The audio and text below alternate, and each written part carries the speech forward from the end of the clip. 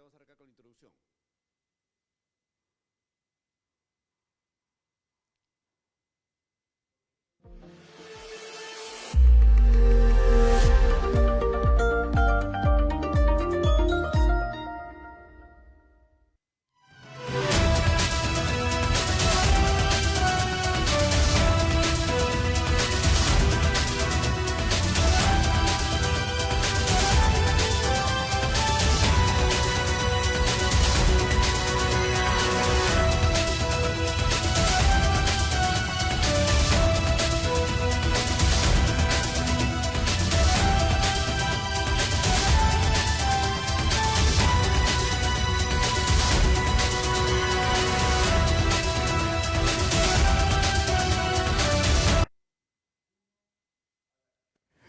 Bienvenidos amigos una vez más a tu programa Finanzas al Rescate por Sintonía TV, un canal que crece día a día porque usted lo merece. Finanzas al Rescate, un programa creado para ti, emprendedor, empresario, para que puedas tener los tips y así puedas crecer tu economía familiar y contribuyas al desarrollo del país, así como también una defensa férrea del mercado, ¿no es cierto?, para que se dé la cancha adecuada para que los emprendedores puedan hacer sus esfuerzos de emprendimiento. El día de hoy, un lujo una vez más tener al economista Kurt Noeding Kolterman. Está de más ya decir su amplio currículum, es un académico de muy alto perfil, pero también es conocido en las redes sociales como el profe Tourette y es conocido por su defensa del capitalismo, ¿no?, y su aferrado encono contra el mercantilismo, cosas que ambas compartimos con mis ideas también. ¿Qué tal, Kurt? ¿Cómo estás? Bienvenido una vez más a esta tu casa. ¿Qué tal, José? Mucho gusto en saludarte. Gracias por seguirme en tu casa nuevamente, en tu programa. Es un gusto estar en tu programa que es siempre tan actualizado y interesante. El día de hoy el tema que hemos propuesto es un tema interesantísimo, que es si el capitalismo realmente es el mal de la pobreza y de todos los males que hay en el mundo. Eso es un tema que viene desde la Guerra Fría, ¿no es cierto?, que se embarra el capitalismo y después Ya, ya últimamente con el siglo XXI, el socialismo del siglo XXI, ese tipo de cosas y una serie de movimientos de izquierda, ¿no? Hablan pues de que el capitalismo es el origen de todos los males y que antes del capitalismo pues esto era una maravilla, una especie de paraíso, ¿no es cierto? Háblanos exacto. un poco, Kurt. ¿Es realmente el Bueno, capitalismo el origen de todos los males? bueno, se puede dividir esos males en varios, ¿no? Digamos, yo te propongo hoy día tratar el problema si pues se puede atacar el capitalismo, se ataca normalmente al capitalismo desde diferentes ángulos, el ángulo ecológico, el ángulo de la desigualdad, etcétera. Yo te propongo hoy día hablar sobre el ataque al capitalismo desde el punto de vista de supuestamente ser el originario, el origen, la culpa de la pobreza del mundo. No sé si te parece bien plantearlo así. Por supuesto que sí. Bueno, entonces te diré que, como a tu pregunta, si es el origen de todos los males, en este caso es el origen de la pobreza, creo que se percibe el sistema económico actual de una manera equivocada. O sea, la gente está mal informada y quizás cree que en los últimos 20 años, por ejemplo, la cuota de la pobreza ha aumentado en el mundo. Pero en la realidad, los datos, la empiria, la práctica, muestra todo lo contrario. La cuota de la pobreza se ha reducido en los últimos 20 años, en los últimos 20 años de capitalismo.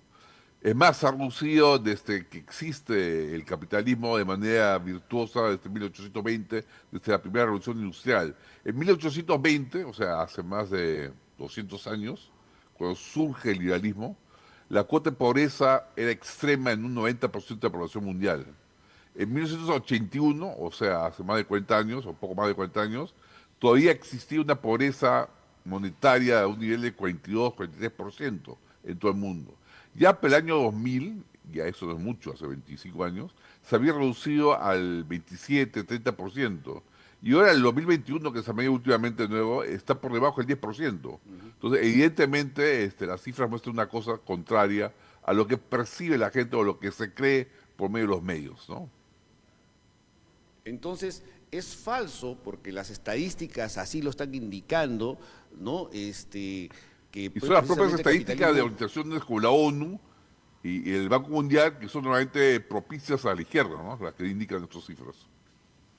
Claro, ahora, ¿y qué hay de todos estos mitos también como el famoso que promueve el capitalismo, el avance del trabajo infantil, que es un asunto tan delicado, ¿no? Tan duro de asimilar, Es ¿no? cierto, ¿Es ahora eso con la cierto? globalización se está acusando mucho a las empresas multinacionales, de contratar trabajo infantil, etcétera.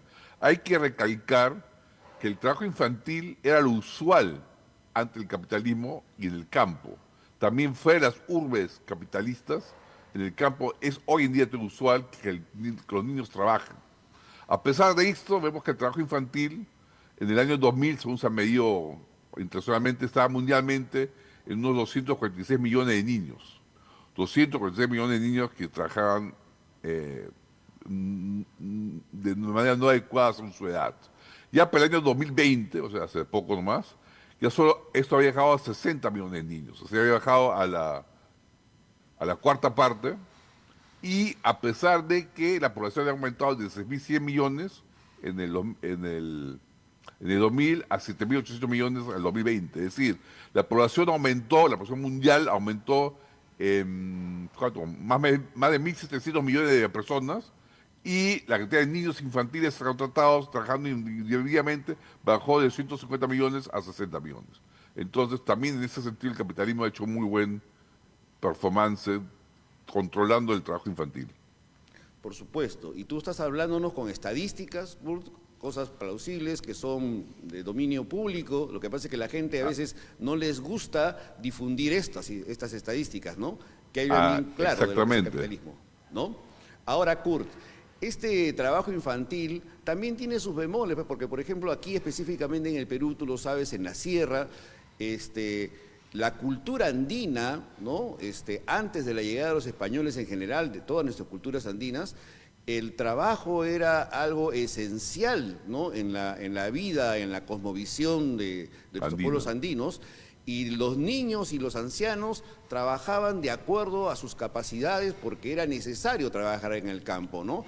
Los Correcto. ancianos se dedicaban a sacar el grano, los niños, se dedicaban a poner la semilla, mientras los trabajos pesados los hacían las personas adultas. Entonces, eso es también cultural, o sea, creo que se ve solamente por un lado el tema del trabajo infantil y solamente para soslayar el tema del capitalismo, que eso es lo que promueve, ese tipo de cosas, pero no es así, ¿verdad?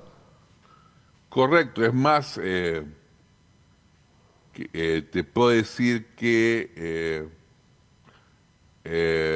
la percepción, como te lo digo, normalmente se piensa que el trabajo infantil es algo maligno, que es algo que se debe evitar de todas maneras, pero cuando uno ha estudiado, por ejemplo, se ha hecho investigaciones de las empresas Nike, de las empresas grandes multinacionales, que han sido boicoteadas, por ejemplo, por movimientos civiles de Occidente capitalista, donde se han boicoteado las empresas que contratan en China, en Asia, trabajo infantil, y estas empresas, estas grandes empresas multinacionales, al verse presionados por la sociedad, por la propaganda, por la publicidad, en contra de sus productos, porque se les acusaba de trabajar, de contratar infantiles, han dejado de contratar a estos infantes y han contratado gente adulta.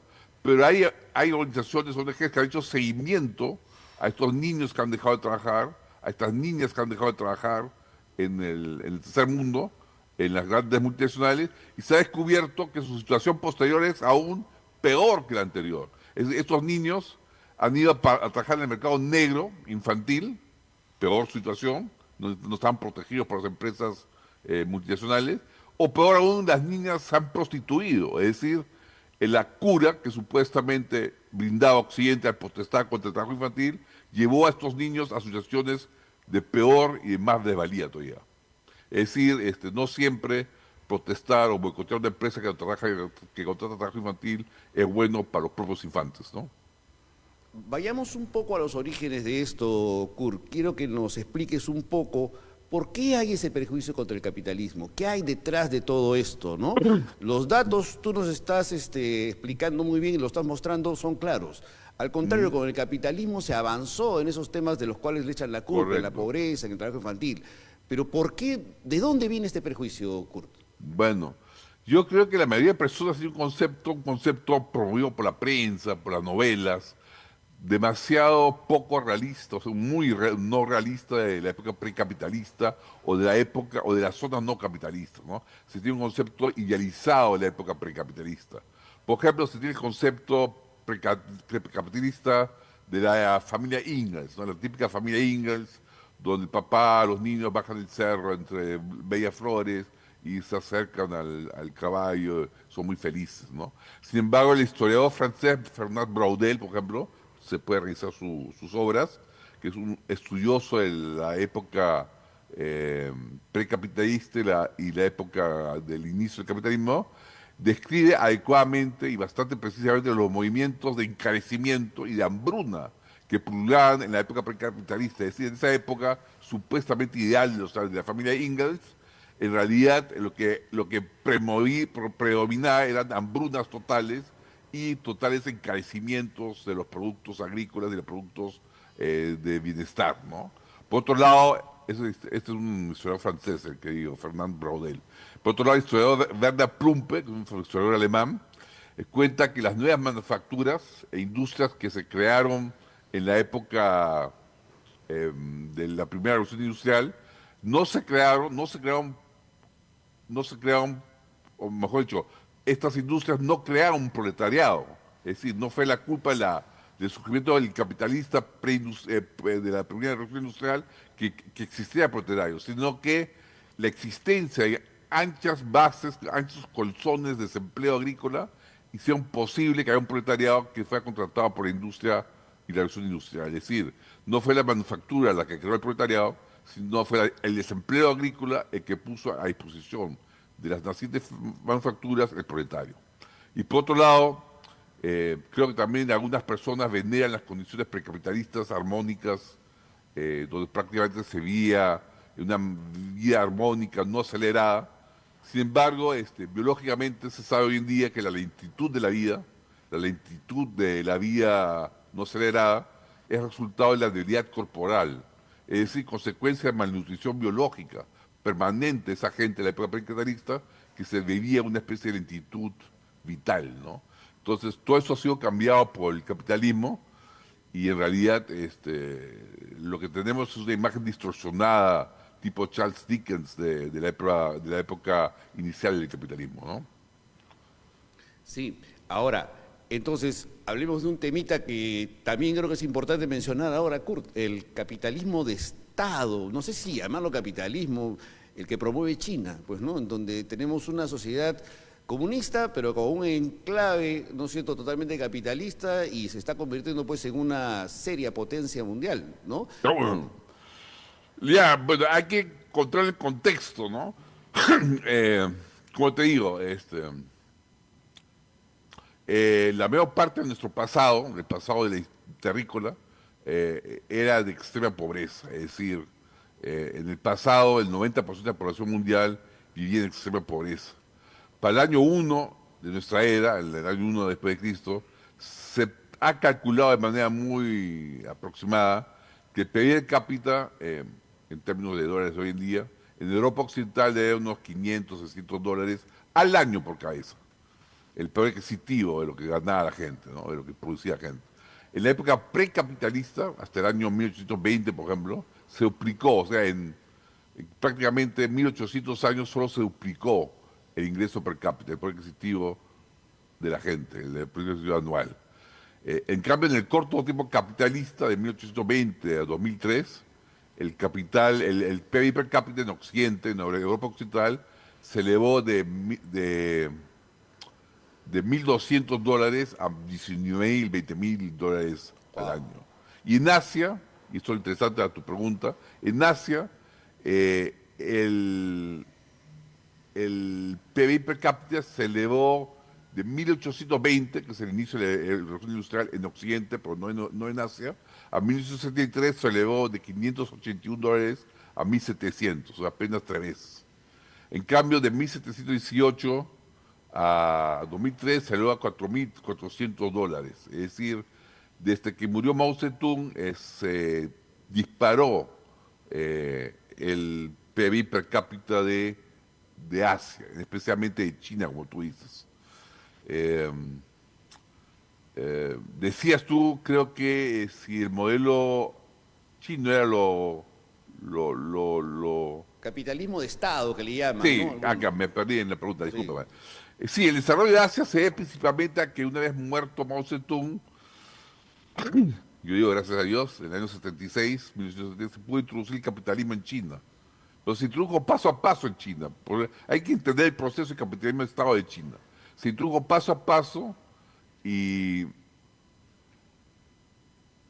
y dado que la reducción mundial de la pobreza se debe específicamente al desarrollo capitalista en China hay que estudiar detalladamente este caso, porque como tú dices, hoy en día hay voces que proponen el modelo chino como la solución de todos los males, ¿no? Así es. Es entonces un error, digo yo, creer que los chinos se convirtieron ipso facto en capitalistas.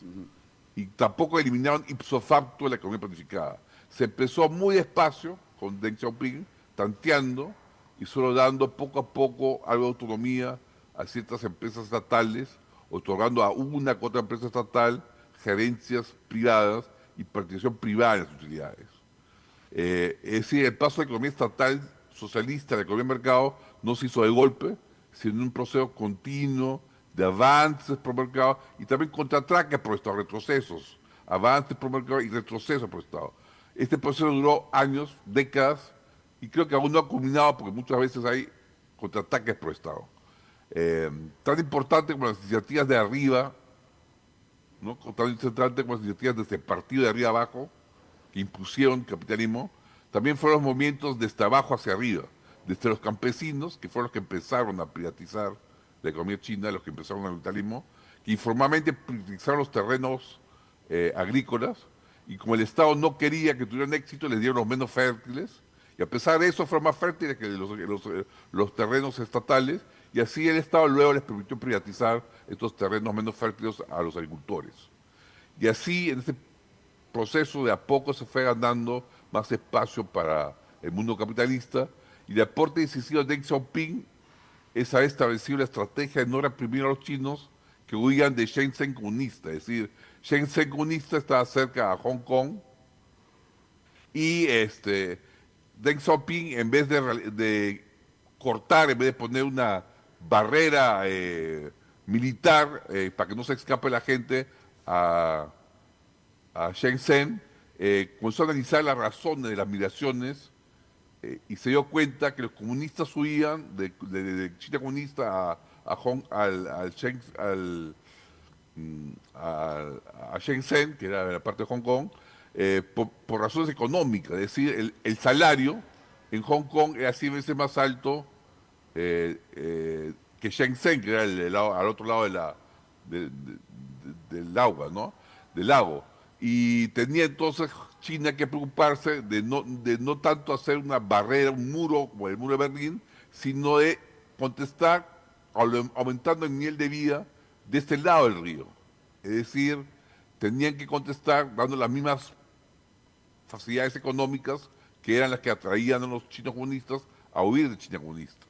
Y por eso autorizaron poco a poco a crear zonas económicas capitalistas, hasta que la Asamblea 14, me parece, del Partido Comunista Chino, en octubre del 92, se promulgó que la economía de mercado era un objetivo final de las reformas.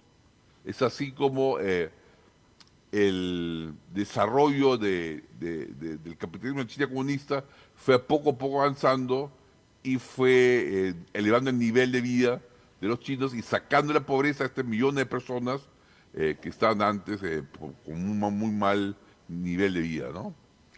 Y lo que está demostrando Kurt, con esto lo que estás demostrando es que efectivamente el capitalismo pues, es el único sistema con el cual se puede realmente generar riqueza, ¿no? Porque Claro. si China, un país comunista que estaba sumido en la pobreza hasta la muerte de Mao Zedong, no empezaba con estas reformas que se consolidan finalmente con un enclave totalmente capitalista, no hubiera podido, ¿no?, alimentar a su gente. Entonces, siempre me he preguntado que alguien me diga, ¿no?, en qué país donde se aplique el comunismo y el socialismo hay riqueza. sino todo lo contrario. No Bueno, hay un solo país. un defensor del modelo chino te diría justamente que China es el modelo comunista que desarrolla los mercados, ¿no? Te dirían, el modelo chino de capitalismo de Estado es el ejemplo a seguir, ¿no? Y ahí hay que hacer una respuesta técnica, porque esto puede ser debate político, puede ser debate filosófico, puede ser debate de gustos, no que es el Estado que guía el desarrollo del mercado, el que salva la pobreza, y otros dirán, no es la economía del mercado la que saca de la pobreza a los chinos.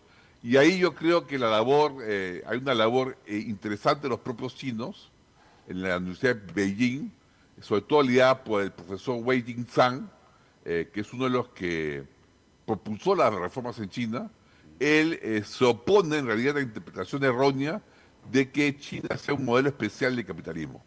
Según el profesor Wei Jingzhang, que ha analizado los datos de distintas regiones de China, lo que ha habido en China es avances de mercado y contraataques del Estado, sucesivamente. Y gracias a esos movimientos contradictorios de avance libre de mercado y de contraavance de mayor control estatal, en distintas regiones, en distintos tiempos, es que él le ha podido lograr medir estadísticamente el crecimiento económico de diferentes zonas en diferentes épocas. Y ha llegado a la conclusión, que es estadísticamente significativa, de que cuando las reformas orientadas al mercado llegaban a la batuta en una provincia, tanto más reformas de mercado llegaban a la batuta, tanto más alta era la tasa de crecimiento económico de esa región. Y las provincias donde se atrasaba la reforma del mercado, por la mayor dirección del Estado que se había impuesto en un tiempo, también se atrasaban sus tasas de crecimiento económico. Entonces, esto demostró de manera dura, de manera econométrica, ya con cifras, de que el rápido crecimiento chino no se ha impulsado por un sector estatal que dirige al sector privado, sino ha sido impulsado por la fuerza de mercado y los sectores no estatales, y no se debe al poder del gobierno ni la presencia de sectores estatales, como lo sostienen los teóricos del modelo especial chino, ¿no?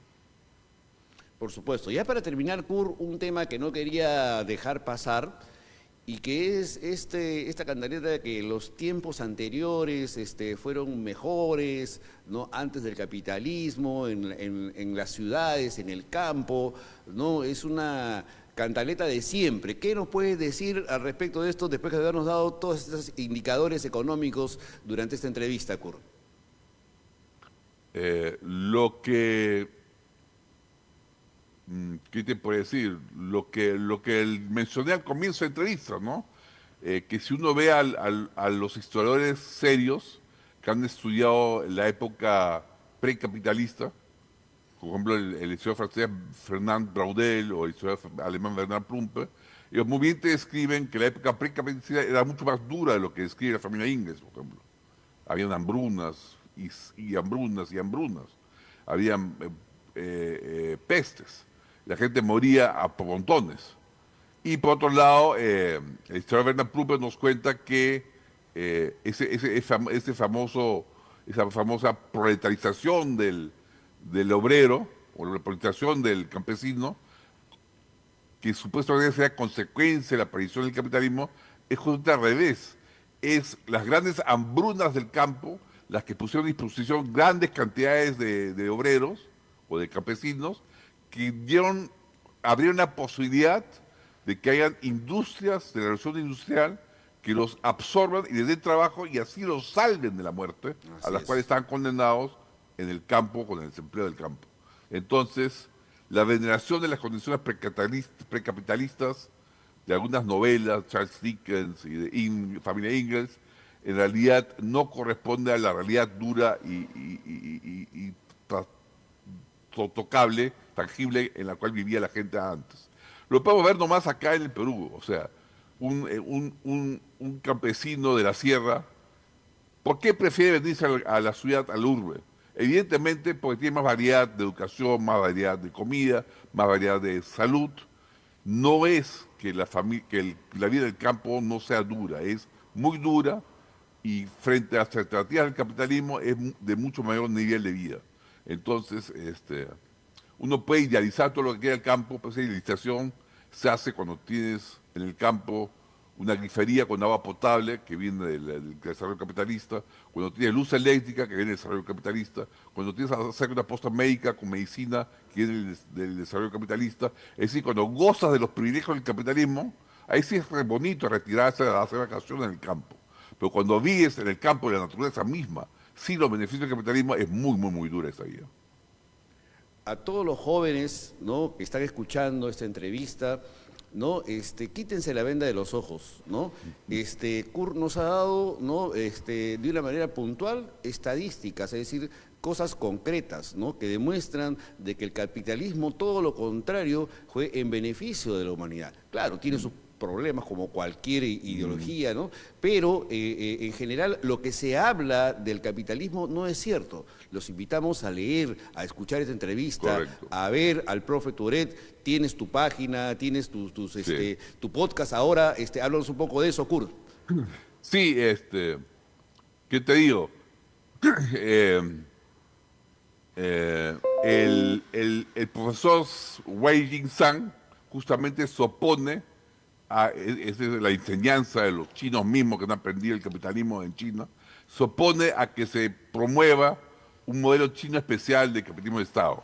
Ellos dicen que eso es falso, dicen, es más, afirman rotundamente que si se convence a Occidente esta falsedad, podríamos llevarnos, Occidente y Europa y América, de esta falsedad podría llevarnos a un serio perjuicio económico para todos los pobres, y que en realidad no hay algo así como una tercera vía.